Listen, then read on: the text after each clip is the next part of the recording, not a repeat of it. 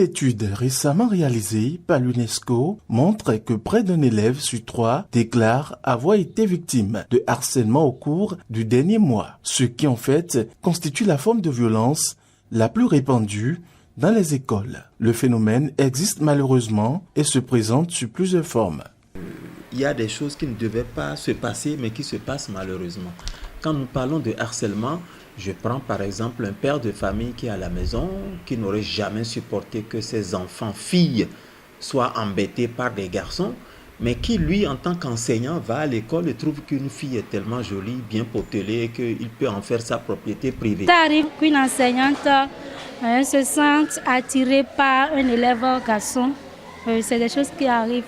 Mais c'est des choses qu'en tant qu'enseignant, on doit beaucoup éviter. Comme nous sommes en milieu scolaire, il y a le harcèlement sexuel, il y a le harcèlement financier aussi, et il y a le harcèlement physique, il y a le harcèlement psychologique. De nombreux systèmes scolaires dans le monde sont parvenus à réduire la violence à l'école au fil du temps. C'est le cas du Bénin qui, selon la loi numéro 2006-19 portant répression du harcèlement sexuel et protection des victimes en République du Bénin, stipule en son article 2 que toute forme de harcèlement sexuel constitue en République du Bénin une infraction, quelle que soit la qualité de l'auteur ou de la victime et quel que soit le lieu de commission de l'acte. Mais les causes du phénomène sont là. En milieu scolaire, le harcèlement sexuel a lieu quand l'enseignant cherche des faveurs sexuelles sur son élève. Il y a aussi le fait que les parents n'arrivent pas à subvenir aux besoins de leurs enfants, ne les encadrent pas, ne leur donnent pas des conseils, ce qui les amène à ces déviances-là.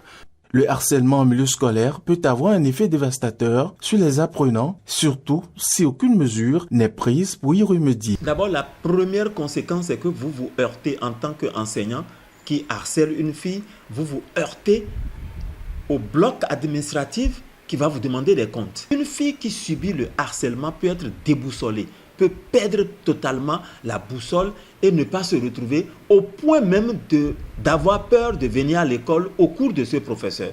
Il est grand temps d'arrêter de penser que le harcèlement à l'école est un rite de passage inévitable vers l'âge adulte. Je voudrais d'abord dire à tous les enseignants qu'ils doivent se considérer comme des enseignants, éducateurs, parents. C'est ce que j'appelle EEP, enseignants, éducateurs, parents. Ils sont enseignants, ils sont éducateurs, ils sont parents. Mais en tant que parent, est-ce que je peux violer ma fille? Est-ce que je peux dire à ma fille que je l'aime et que j'ai envie d'aller au lit avec lui? À moins qu'on soit un malade universel. Donc, je demande à tous les enseignants de se mettre dans cette peau-là et de dire que demain, c'est sur cette base qu'on va vous juger en tant qu'un homme responsable. Je demande à toutes les filles de comprendre qu'aujourd'hui prépare demain.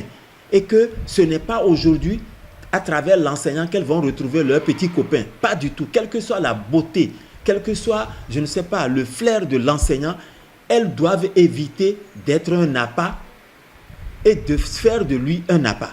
Il est désormais clair et exempt de tout doute que le combat contre le harcèlement en milieu de travail que mène le Bénin démontre d'une volonté politique soutenue des gouvernants à agir.